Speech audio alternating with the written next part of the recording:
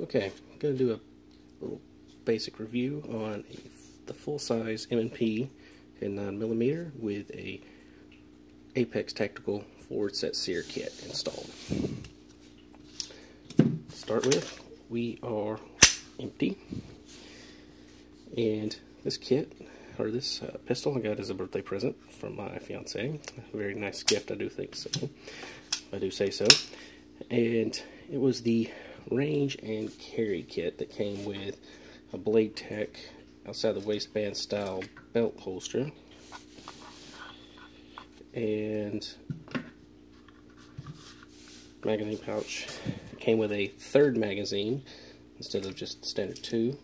It also came with an Upla magazine loader. I don't really use it. Fiance, she loves it. And I find it was a pretty nice little kit to get. We got it on sale, so it was maybe like an extra 10-15 bucks over the standard price for the standard pistol. Now, as far as the build quality on this pistol, it is very well put together. There are no tooling marks inside. Finish is nice and even. Polymer is well done. There's no really any flex hardly anywhere in it, and it's just a very solid, well put together pistol. As far as ergonomics go, I think this thing is very, very comfortable. Very easy to grip. Very clean lines. It's got the slide release here, or the slide stop catch on both sides of the pistol, so it is good for left or right-handers. The magazine catch can be switched to the other side, so left-handed shooters can have it for their thumb, or if you're right-handed and prefer to use your trigger finger, you can move that as well. I personally don't use the slide stop to release the slide on a reload, but for those who do, like I said, they're on both sides. And it comes with 3 back straps, which are easy to replace. After the magazine's removed, this piece twists, comes all the way out. The back straps will place that easy. This is the small. You get a medium. This is the flat dark earth version. I managed to get a hold of them. The flat dark earth version is a little harder to get, but I think it looked nice, but I switched to the small, and unfortunately I don't have a small and flat dark earth. But medium size adds a little bit more palm swell, but not much really on the back. Maybe it adds just a little bit more, but not a whole lot. And then you get the large, which adds more palm swell, rounds out the back, and adds this here to fill in the beaver tail to increase your length of pull between the back of the grip to the trigger. So if you have long fingers, they can help there. I found all of them were comfortable enough. I could use them, but I didn't like the large took up some of this beaver tail, because I actually like the larger space here, because I think that definitely affects how the gun handles under recoil. For me, it seems to, a nice beaver tail seems to help keep the muzzle down. I was using the medium, but when I got a compact M&P, I found the medium grip on it to be just not very comfortable due to the dynamics of the smaller grip. So I went with small, and to keep things the same, I put the small on here. So, like I said, good grip. I find the stippling to be grippy enough without being aggressive and wearing on your hands when you're shooting for long periods of time. For those who think it isn't enough grippiness, if you can manage to get a hold of them, Smith & Wesson doesn't really want to give them up. They have an enhanced version of their back straps. They've put on their Pro series and their Core series of M&Ps. So if you don't have So if you don't want to the extra expense of the Pro or the Core, but you would like that, if you can manage to get them, then they're very nice. They're more rubberized and raised rubber ridges, really, really grippy. Smith & Wesson doesn't want to give them up. They don't really make them available outside of purchasing the pistol. But there are, I believe, rubber sleeves that you can slide over, and Talon Grips makes 2 versions of their wraparound self-adhesive grip option, one in a sandpaper-like texture and one that's rubberized. Here the Talon Grips are very nice if you choose to go that route.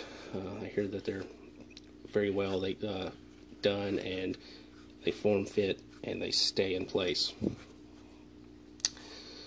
So the trigger on this thing.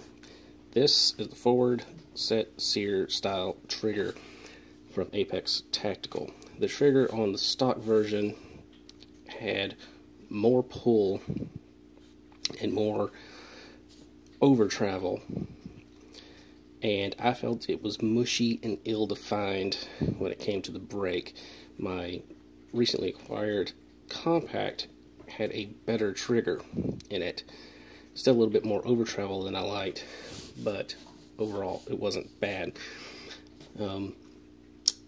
I guess it's just kind of manufacturing tolerances and differences between pistol to pistol. So you might be lucky and get one that's pretty clean or not.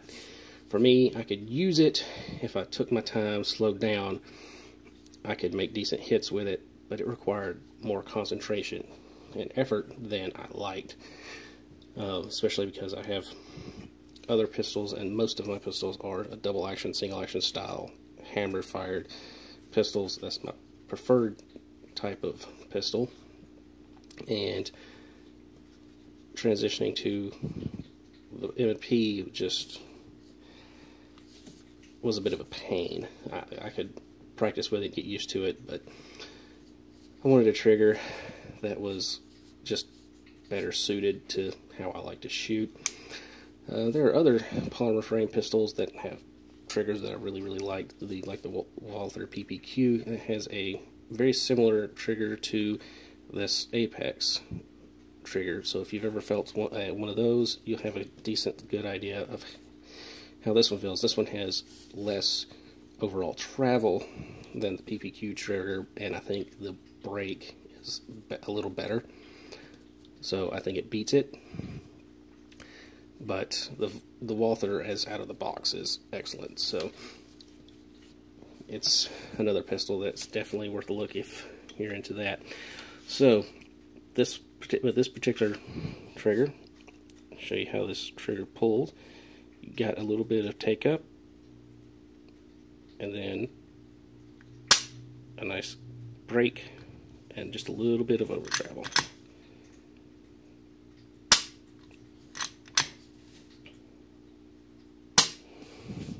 Reset. Now, I adjusted this trigger the way I wanted it. As it worked when I first installed it, there was very little take up, maybe that much, and then the trigger broke and it went this much over travel. For me, I'd rather have a little bit of take up rather than over travel, so I adjusted the trigger bar to bring it down to a smaller amount of over travel, but I left some over travel, and I did that on purpose because I wanted this trigger to be reliable. I didn't want, after 1,000 rounds, parts wear and things settle in, and then now my trigger needs to be readjusted.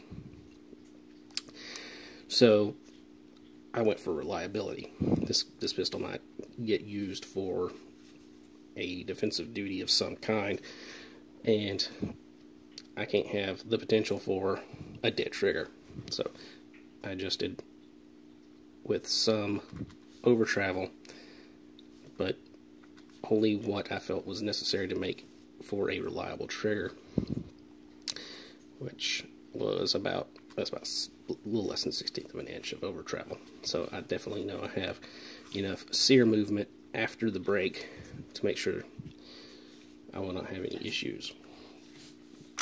As far as disassembly on an M&P, it's very simple. After you lock the slide back and you flip down this takedown lever, you can drop the slide, pull the trigger, and the slide will come off. Or inside the frame is a yellow lever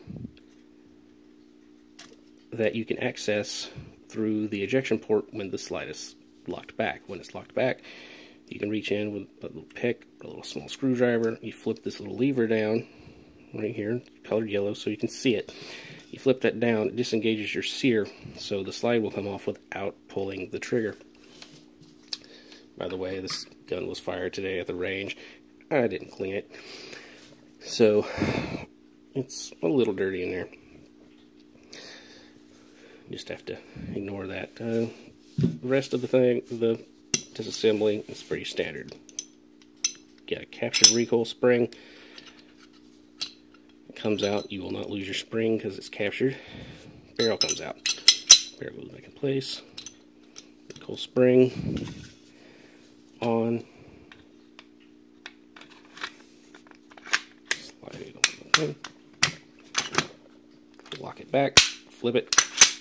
Sometimes my takedown lever flips itself back up when I'm installing. If I install it with very quickly, push it back to lock it back, it'll snap up on its own.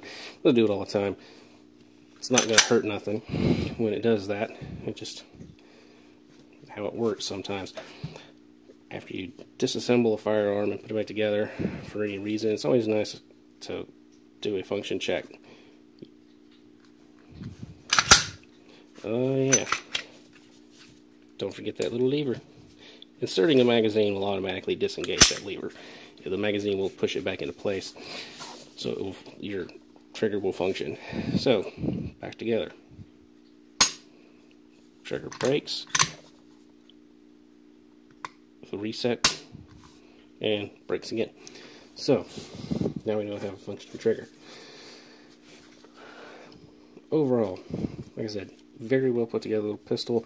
I found it to be accurate. Some people claim that the 9mm version isn't accurate at 25 yards. I can hit a 10-inch target standing offhand with it fairly well. You know, I'm not a bullseye shooter by any means. I don't really practice that way, but I can manage to hit the paper.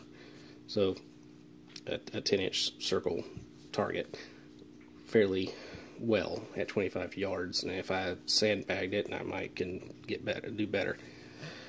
But I don't think there are any accuracy problems, especially not for the type of use that this pistol is designed for. It definitely will put them where you need them. And the Apex Tactical, I definitely love this trigger. It was worth it to get over the stock trigger. There are some people who do trigger work on their own. I can do it. I did a little bit of work on this trigger when I first got it, before I put the Apex in it, and it made the trigger better, but still wasn't where I wanted it to be. And with all the good reviews and positive talk about the Apex, I decided to give it a try. I'm definitely glad I did. Turned a pistol that I liked into a pistol I really like. Maybe even just love it. Maybe not up there with my SIG or CZs, but it's up there close to them. It's an excellent little pistol. If you like striker fired duty style pistols, this is definitely a comfortable, easy to shoot pistol. Definitely worth a look.